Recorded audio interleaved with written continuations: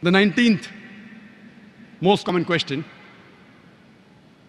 asked by the non-Muslim is that if we study most of the religions,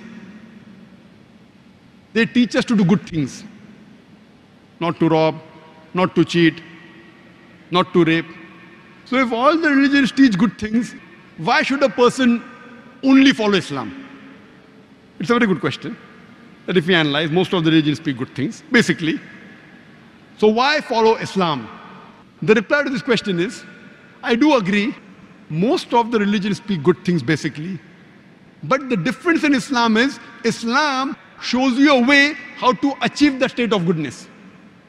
For example, all the religions say you should not rob. Hinduism says you should not rob. Christianity says that. Islam says the same. So what's the difference between Islam and the other religions? The difference is Islam shows you a way to achieve a state in which people will not rob. Islam has a system of zakat. That's every rich person who has a saving of more than the nisab level, more than 85 grams of gold, he or she should give 2.5% of his excess wealth in charity every lunar year. If every rich human being gives zakat, poverty will be eradicated from this world. There will not be a single human being who will die of hunger. After this, the glorious Quran says in Surah Ma'idah, chapter number 5, verse number 38, as to the thief, be it a man or a woman, chop off his or her hands as a punishment from Allah subhanahu wa ta'ala. Chopping off the hands in this age of science and technology, in this 21st century, Islam is a barbaric religion. It's a ruthless way of life. I'm asking a question. That today, America happens to be one of the most advanced countries in the world. But do you know, it is the country which has one of the highest rates of theft and robbery. I'm asking the question that if you implement the Islamic Sharia in America, in USA, every person who's rich, who has a saving of more than 85 grams of gold, should give 2.5% of his saving every lunar in charity. After that, if any person, man or woman, robs, chop off his or her hand as a punishment, I'm asking the question, will the rate of robbery and theft in America, in USA, will it increase? Will it remain the same or will it decrease? Increase, remain the same or decrease? Decrease. It's a practical law. You implement the Sharia, you get results. You implement the Sharia anywhere, it doesn't have to be a Muslim country. You implement in USA also, you will get results. That's the reason I say Islam, besides speaking good things, shows you a way how to achieve that goodness. And many people think that if you go to Saudi Arabia, where this law is practiced, every second person you come across will have his hand chopped off. I have been to Saudi Arabia more than 50 times. I have not come across a single person whose hands have been chopped off. There may be some people whose hands have been chopped off, but it is not as common as you think. The law is so strict that a person will think 10,000 times before robbing. And if you relax this law, if Saudi Arabia stops this law, Islamic law, immediately you'll find that robbery and theft will increase. Not that the police is very intelligent, but the law is so strict, the law of Allah subhanahu wa ta'ala. If you relax this law, even in that country again, theft and robbery will increase. It is a practical law. You implement the Sharia, you get results. Let me give you one more example. Most of the religions say that molesting a girl is wrong, raping a girl is wrong. Hinduism says that, Judaism says that, Christianity says that, Islam says the same. So what's the difference between Islam and the other religions? The difference is Islam shows you a way how to achieve a state in which people will not molest or rape any woman.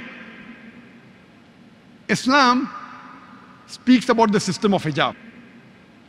Normally, you read books, you find orators, scholars talking about hijab for the woman, hijab for the woman. But Allah subhanahu wa ta'ala in the Quran first speaks about the hijab for the man and then for the woman. Allah says in the Quran in Surah Nur, chapter number 24, verse number 30, say to the believing man that he should lower his gaze and guard his modesty. Whenever a man looks at a woman, if any brazen thought, any unashamed thought comes, he should lower his gaze. Once there was a Muslim who was staring at a girl for a long time. I said, brother, what are you doing? It's haram in Islam. He told me, our beloved Prophet said, the first glance is forgiven, the second is prohibited. I have not completed half my glance. That does not mean you look at a woman for 10 minutes without blinking and saying, I have not completed my glance. What the Prophet meant was, if you unintentionally look at a woman, don't look at her again to feast on her beauty. The next verse speaks about the hijab for the woman. Allah says in the Quran in Surah Nur, chapter number 24, verse number 31, say to the believing woman that she should lower her gaze and guard her modesty, and display not her beauty except what appears ordinary of, and draw a head covering over her bosom, and display not her beauty except to her husband, her father, her son, and a list of mahram, the close relatives who she can't marry is given. The basic criteria for hijab as far as the extent is concerned is that for the woman, the complete body should be covered. The only part that can be seen are the face and the hands up to the wrist. And it's mentioned in the Quran, in Surah Ahzab, chapter number 33, verse number 59. Allah subhanahu wa ta'ala says, O Prophet, tell your wives and your daughters and the believing women that when they go abroad, they should put on the jilbab, they should put on the cloak, so that they shall be recognized and they will be prevented from being molested. Quran says, when the believing women, when they go abroad, they should put on the jilbab, the cloak, so that they shall be recognized and will prevent them from being molested. For example, if there are two twin sisters who are very beautiful, who are equally beautiful, and if they are walking down the streets of Dubai, maybe Jumeirah, and one twin sister, she is wearing the Islamic hijab, complete body covered, except for the face and hands up to the wrist, and the second twin sister, she is wearing the Western clothes, mini skirt or shorts or with a low neck. And if both of them are walking down the streets of Jumeirah, and if round the corner there is a hooligan waiting to tease a girl, I am asking you a question, which girl will he tease? Will he tease the girl wearing the Islamic hijab, or will he tease the girl wearing the Western clothes, the mini skirts or short? Which girl will he tease? Which girl? The one wearing mini skirts or short? Quran rightly says that hijab has been prescribed to protect the woman, to prevent them from being molested. And after this, the Islamic Sharia says, if any man rapes a woman, capital punishment, death penalty. Non-Muslims say, capital punishment, death penalty in this age of science and technology? Islam is a barbaric religion. It's a merciless way of life. I ask these non-Muslims, and I say, that suppose, God forbid, someone rapes your mother, someone rapes your sister, and if the rapist is brought in front of you, what punishment will you give him? And believe me, 100%, all of them said, we will put him to death. If someone rapes your mother, you want to put him to death. Somebody rapes somebody else's mother, you say death penalty is a barbaric law. Why these double standards? Today, we look up to America as the most advanced country in the world. Do you know, according to statistics of USA, it is one of the countries which has the maximum rapes in the world.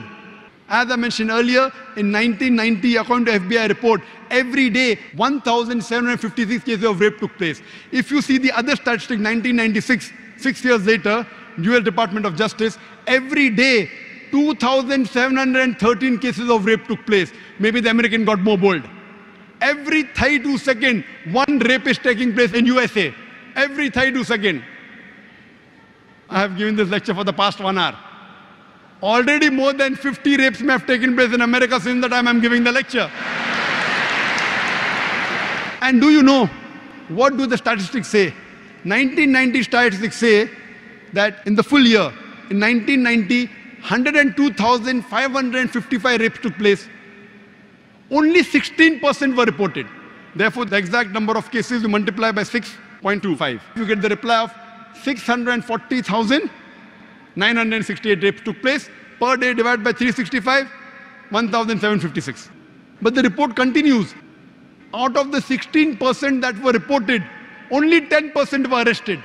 That means 1.6% of the rapists were arrested. Out of those arrested, 50% were let free. That means only 0.8% underwent the trial. 50% were let free before the trial. That means 125 rapes you commit, the chances you'll undergo a trial is 1. Very good gamble. 125 girls you rape, and chances you get a punishment is 1. Who wouldn't like to try? And the statistics tell us that the judge says, first time he's committed rape, okay, give him only 1 year punishment. More than 50% get 1 year imprisonment, though the law says 7 years rigorous imprisonment. But the judge is lenient. First time he's done. 125 rapes. You get caught once, judge says first time, 50% of the cases, he says less than 1 year.